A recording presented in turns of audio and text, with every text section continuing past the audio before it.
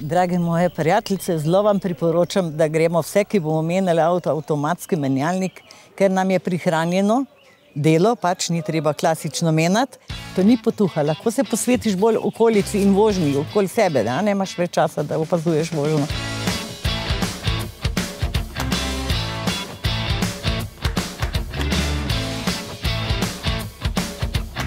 Leva noga, so rekla, mora biti mrtva. Tlele je malo posebnosti. Kole? Kar mimo njega, nič hudega, kar mimo, on testira. Zavoro lepo še. No, malo bolj nežno. A veste, da ne bilo to slabo, da bi bil človek prisiljen malo večkrat uglasiti na kontrolo? A bi lahko električnega? Evo, potem boste pa z mano šli, kar v električnega. Največji problem pri starejših voznikih, ki niso neki konstantni dogodki, zato ker jih prepoznavate.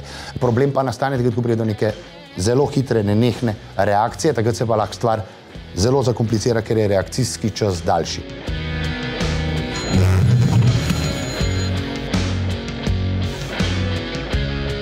Zdaj že imam malo bolj takle strah, že malo sem bolj počasna, že tak, ni več to, ne? Pri sami vožnji še ne bi rekla, pri parkiranju pa vem, da moram zdaj mečken bolj že paziti včasih. Včasih si zapeljal, pa si ga že imel postavljenega, zdaj moraš pa le mečken bolj poravnati, da priješ čisto na tisto pravo mesto, a ne? Bomo poskusili v klancu navzdol, pa še vzvratno zapeljati, če se strinjate, gospa. Res mogoče včasih malo podvomaš, a sem šel na cesto ali nisem. Ja, glejte. Vse v redu, vse v redu. Ne, mene je strah. Naprimer, vključevanje v krožišče. Jaz ga teoretično obvladam in tudi praktično, ampak ugotavljam kakšne napake, pa ne vem.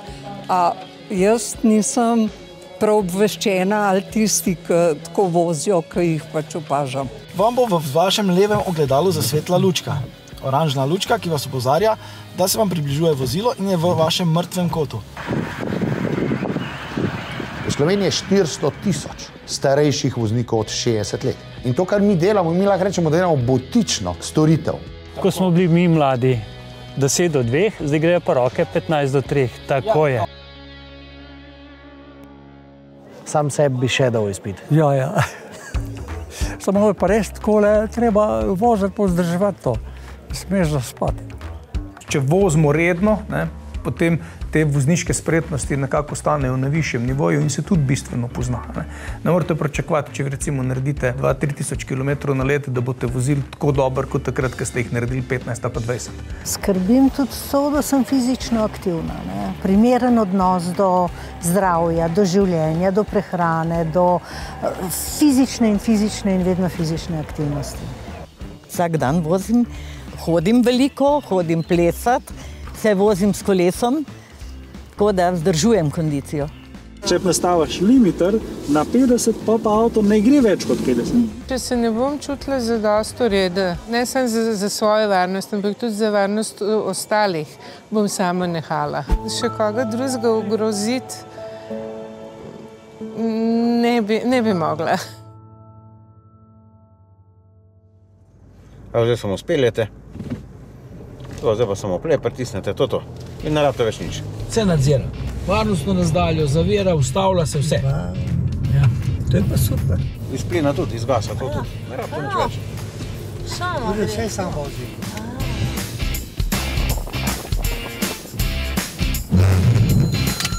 Ste, vidite, piskati je začel, je pa res, da je zelo zadnji moment.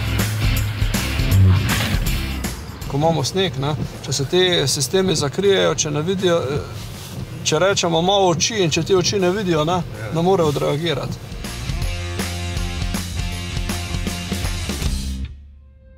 Bom rekel, da mi je zelo težko izbrati avto, bi pa imel sodoben avto, ne pa avion.